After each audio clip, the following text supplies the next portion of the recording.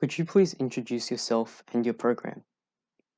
My name's Marcus Howard. I'm currently Professor of Antarctic and Ocean Governance at the Institute for Marine and Antarctic Studies at the University of Tasmania. And I'm currently a program leader for the Sustainable Offshore Developments program in the Blue Economy Cooperative Research Centre.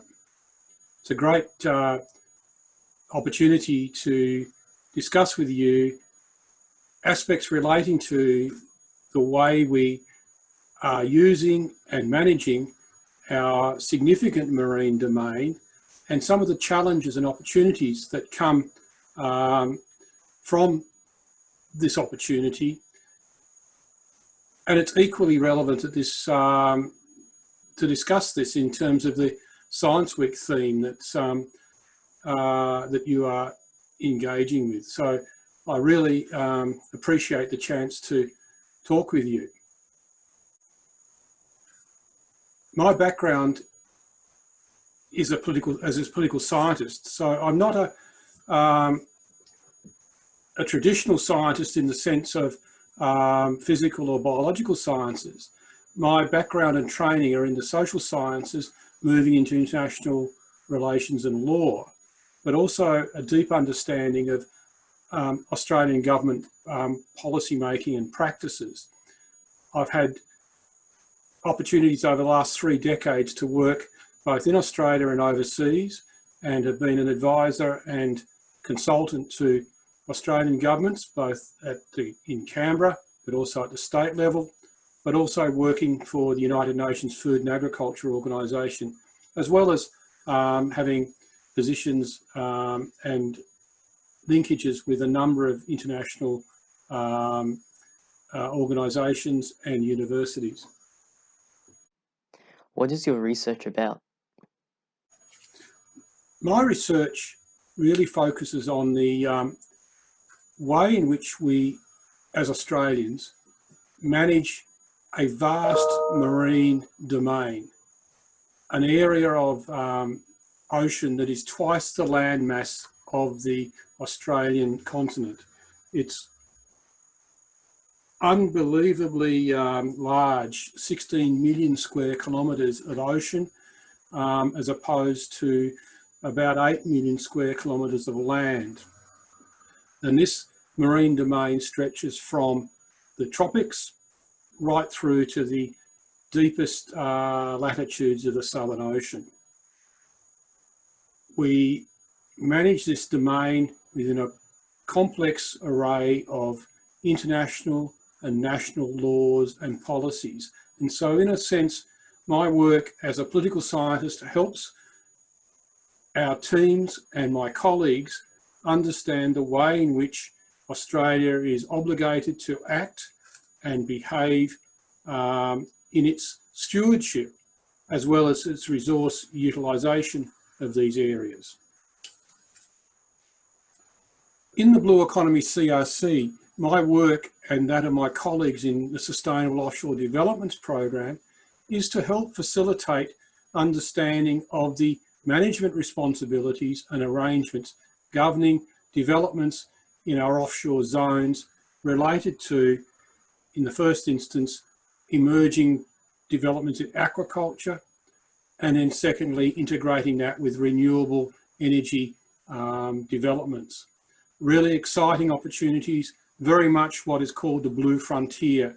And it just reminds me that up until this year, more people had walked on the moon than had actually been to the deepest parts of the oceans on the planet. We are still learning so much about our offshore areas, both related to countries like Australia, but in the deep sea, outside areas of control by countries. So the blue economy research that we're undertaking links together understanding of emerging technologies with responsibilities to ensure that those technologies and developments fit requirements for sustainable use. And I suppose this links to another particular interest of mine, and that is how we integrate the best science available into strong policy making. That is, the decisions made by governments on behalf of all of us in Australia to ensure that our resources and environments, in this case the marine environment, are fully sustained and managed. What are the goals and objectives of your research? I suppose the key objectives that I'm looking at in my research over the last 3.5 decades was to understand what are the drivers and pressures in terms of managing a very valuable part of the national estate that's often understood, and an area where there are increasing uncertainties because it is much harder to actually measure and count things. Terrestrial environmental management is really difficult and challenging. Marine environmental management and resource management are doubly challenging because it is often difficult to, in the past, to adequately and accurately account for what these activities were doing to the environment, in a sense, understanding the impacts of, say, resource extraction on the surrounding ecosystem. Fortunately, through incredibly significant advances in science over the last 4 to 5 decades, we are in a much better place to understand these impacts and challenges. And so I suppose the goals and objectives of my research is to ensure that this great science that's done is developed in forms that are useful and usable for the decision makers that are charged with ensuring that activities in our marine domain around Australia conform to both national laws but also international obligations. What made you interested in this field?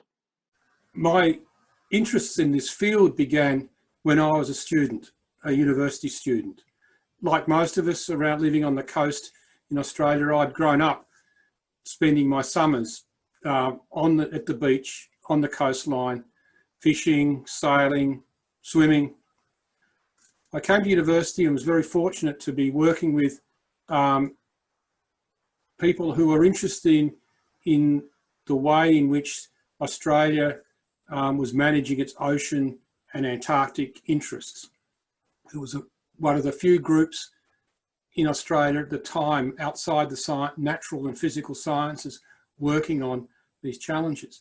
So I was given an opportunity to be part of a small research team and recognised that not only was this a particularly intrinsically interesting area, it had some opportunities to make a difference. And so I was fortunate to find an area that interested me, but also one where I felt that I could make some contributions. And initially the contributions were very limited as part of a very junior researcher, as a part of a team. But then over time, your knowledge increases and you have other opportunities. You meet and engage with other researchers and develop your own groups and teams. Now I've got extensive international connections and collaborations. I've had opportunities to work with some of the most interesting and expert and knowledgeable social scientists around the world. And in a sense, they are equally interested in what's happening in Australia because of our very strong commitments to marine science and increasing recognition that just good science is not enough. It has to be communicated, to decision makers, but also to the public. The rest, us as a community, because the community are the ones whose taxpayer income helps fund the research. Marine research, as you'd all probably understand, is incredibly expensive and time consuming. And so in a sense, the communicating these research findings to the public is really important. And it's not just enough to do good science, although that's a fundamental. Having good training and then doing the best science you can, but then communicating that science in ways that illustrate why this research, these activities are important, is fundamental. And that's a driving focus for the Blue Economy CRC and the work in Program 5 Sustainable Offshore Developments. What does your day-to-day life look like while you're working? My day-to-day work is rather interesting. It could be, and most of the time, fairly mundane, sitting at a desk rather like this, working on information that has been collated and collected, but often it might include opportunities to do work in the field, engaging with scientists or decision makers or managers, both in Australia or overseas. I have had the opportunity to go on a sub-Antarctic voyage many years ago, and I've had students that have gone to sea on marine science voyages to support the science work that's being done. So I suppose working in marine and ocean management provides you with a range of opportunities. Some of my PhD students have had opportunities to represent Australia in international meetings as advisors because of their skill sets that have developed. And I've had colleagues who have worked with us in terms of from government to help understand what government needs in terms of assisting them meet their objectives for sound ocean management. So a day at my desk might be fairly boring in a sense of working to a deadline to get a report finished, or it might be more exciting in terms of working through a range of data and suddenly finding a really interesting result that helps us put together part of a jigsaw of understanding how we can address a particular problem. One of the really interesting things that we're working on at the moment is the problem of intentionally added microplastics into commodities and what happens to those microplastics when they are disposed of. And unfortunately, one of the major vectors into the or pathways for waste products is through waste channels, stormwater drains, or even rivers and streams. So these microplastics end up in the ocean. What other researchers and institutions do you work with, and what's their area of expertise? I've mentioned that I'm working with colleagues both in Australia and overseas. One of the really interesting things in terms of looking at the way we manage and our oceans and integrate science into decision making is looking at countries that have similar issues, but also maybe approaching activities slightly differently, so we can see how we can manage and our activities in Australia with the benefit of comparative work.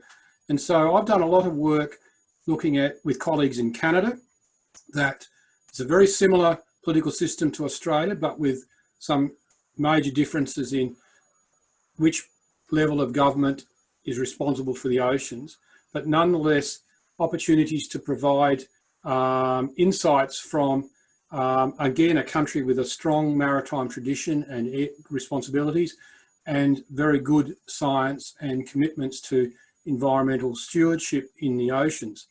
And that's meant working in Canada, but also having Canadian colleagues come and visit us at the University of Tasmania and working on a range of activities over the past few decades, looking at Australia and Canadian oceans policy development, the way in which each country looks at its polar regions that it's very closely linked to, and then increasingly looking at the way in which coastal developments are managed. Canada has significant coastal issues, although many of those coastal communities are in fact around the Great Lakes and inland, not all like Australia in terms of our seaboard coastal communities. So there's opportunities also to look at what's happening in regions and countries of Europe, because the European Union has a multi-level form of government with 27, 28 member countries, although the United Kingdom's status is obviously very different now, provides great opportunities to look at the way in which collaboration and cooperation across governments can help, in a sense, manage ocean activities. And this work that I've mentioned just a few moments ago about intentionally added plastics, plastic pollution from intentionally added plastic into range of commodities, is being driven by initiatives in Europe. For example, we all wear microfiber clothing increasingly for sports gear and outdoor equipment. Those microfibers, when they're washed, do degrade and can enter our marine environment through wastewater systems. The French have actually mandated filters on washing machines and dryers to ensure that microfibers will be captured and not easily transmitted into the into stormwater drains and then into wastewater treatment, and then, because these things are so small, into the oceans. Really interesting developments, and one there where perhaps Australia can learn from and adapt. So I work with a range of disciplines, both in Australia and overseas: lawyers, political scientists, marine ecologists, systems modelers, economists. And I suppose that the point here is that one of the key elements of science into the future is recognising that a strong disciplinary focus, say chemistry, physics, biology, is important, but it's also working together as a team, as a multidisciplinary group. So increasingly, economic and social scientists are working with biophysical scientists to address these pressing problems of ocean development and management.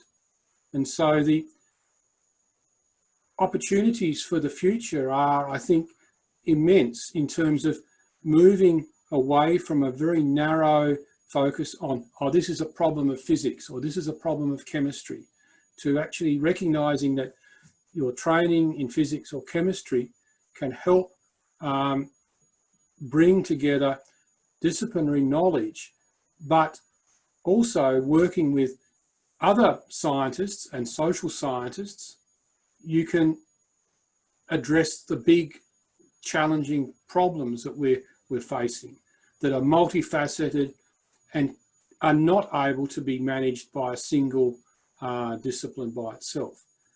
There's another dimension that comes from my work that's increasingly important here, and that's moving into what we call transdisciplinary work, and that's moving to engage with industry and government outside the narrow sciences or the broader sciences, to engage with the decision makers in their work, and recognising that they need to know what questions to ask of the scientists, but the scientists also need to understand the constraints and gaps that the decision makers are working on.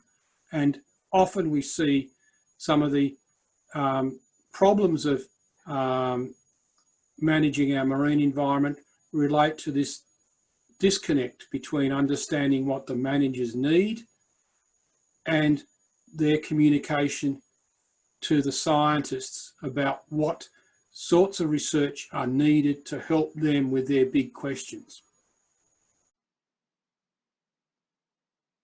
What sort of activities, such as studying and volunteering, did you need to do to get to where you are right now?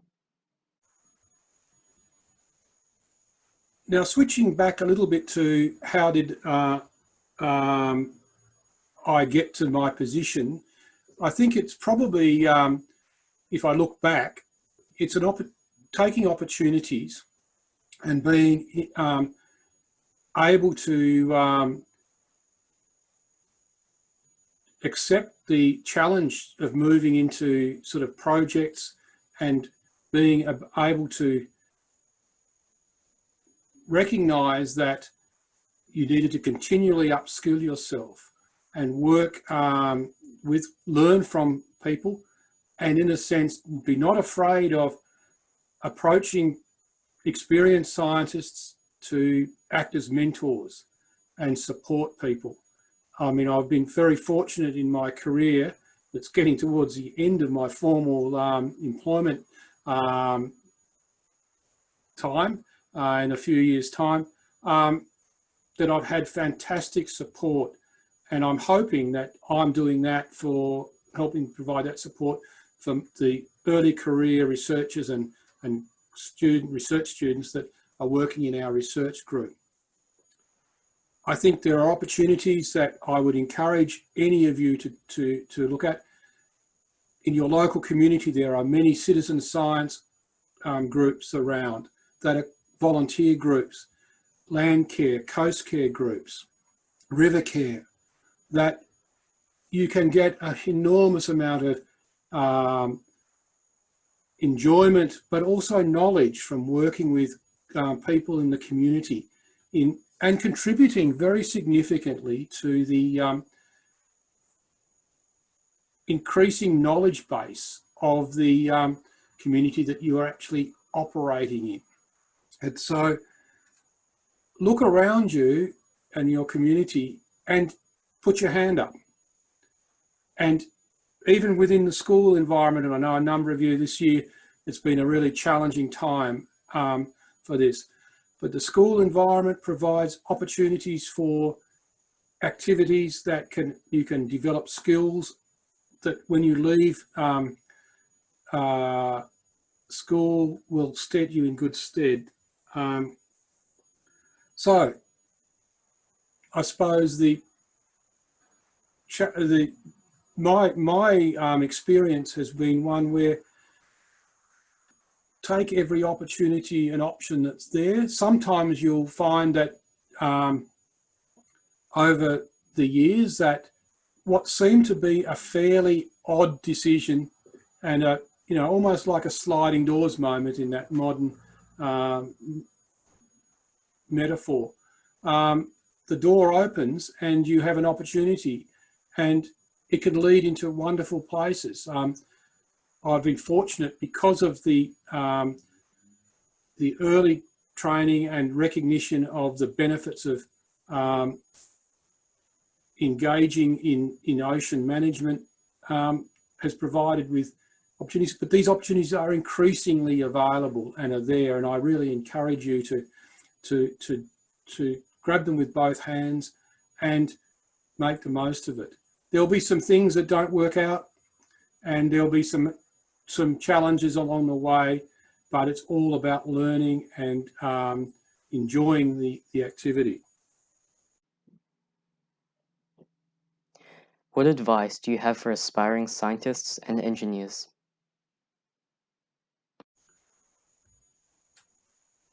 Now, in conclusion, I've been asked to respond to this sort of question about what advice do I have to aspiring scientists or engineers?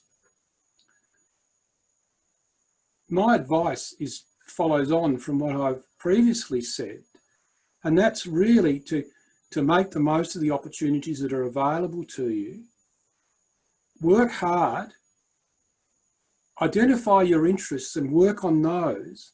There'll be plenty of times as you're going through your formal education post-school where you'll be wondering, why am I enrolled in this unit? What is the purpose of it?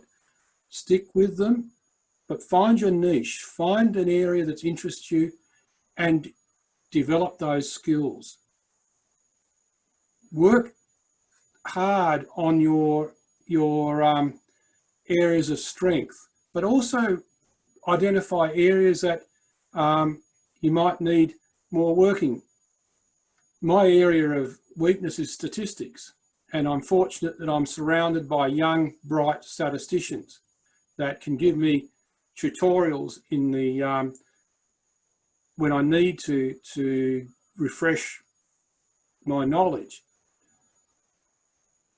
Basically, my advice is to work hard. Don't let your passions be sidetracked. Find an area of work that you really love, and it's the best thing to see that area grow as you grow and develop your understanding. The more you understand or work to understand a problem, the more you realize you need to do more and more work. So my advice is to do good by doing well. I mean, in a sense, I started this talk by saying part of our responsibility in the Blue Economy CRC is to help us develop an understanding of the best management for this emerging focus on our offshore resources and environments. We can only do that by doing the best work we can and doing it in a manner that is is both sophisticated, but also using the best tools and arrangements there, and communicating it as widely as possible. The Blue Economy CRC is a 10-year initiative, just starting. So there are opportunities in the next decade for us, including you, to really develop skills that will help us understand our opportunities for the future of Australia's ocean domain. Best wishes for the rest of 2020. Thank you for the opportunity to engage with Science Week. Thanks for the chance to talk about my personal journey, but also about the Blue Economy CRC. At a time when we are focusing very much on the here and now, I think it's equally important to look to the future and recognise that there are great opportunities for us to develop your capabilities and skills to do fantastic work in the future. Thank you very much.